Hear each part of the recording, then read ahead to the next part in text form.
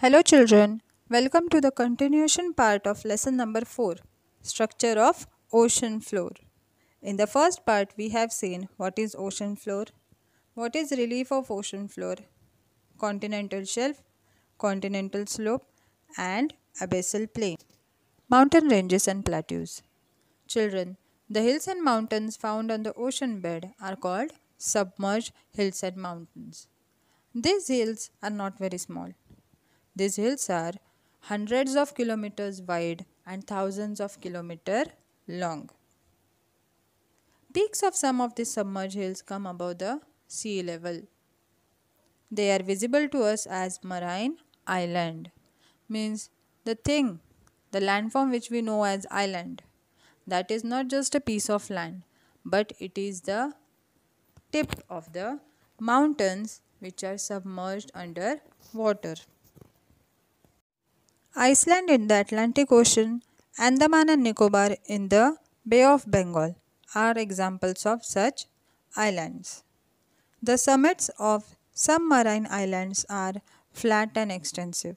Children, some of the peaks were triangular, but some of the peaks are flat from the top. They are called as oceanic or submarine plateaus.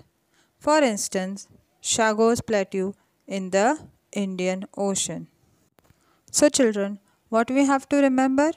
That the peaks of mountains visible outside the water are island and some peaks which are flat are the submarine plateaus. Okay? Marine deeps and marine trenches.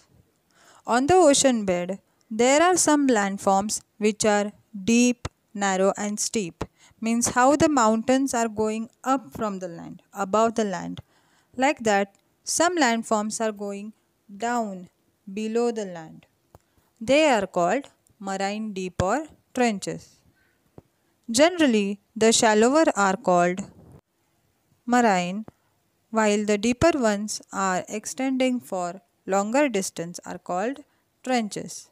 The trenches are thousands of meters deep from the sea level. Yes, children, the landforms which are going down the sea level are called marine deep.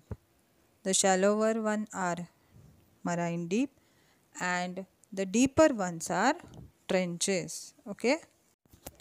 The Mariana Trench in the Pacific Ocean is the deepest trench in the world. Its depth is around 11,034 meters.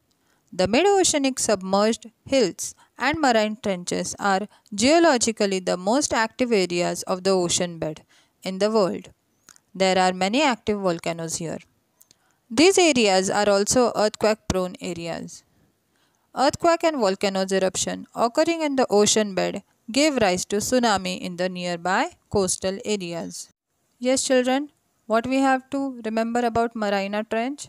It is the deepest trench in the world. Its depth is 11,034 meters and most of the volcanic eruption and earthquakes are happening at this place. We can see that the places near Mariana Trench also have to face tsunami. Marine deposition. Children, to explain deposition, I will give you one easy example. We have mixed sugar in the water. When we put sugar in the water, does it dissolve fully at one stroke? No. When we dissolve it, some of the sugar settles down. The same thing happens in the marine deposition. Whatever particles are there in the sea, that all will deposit down at the marine beds.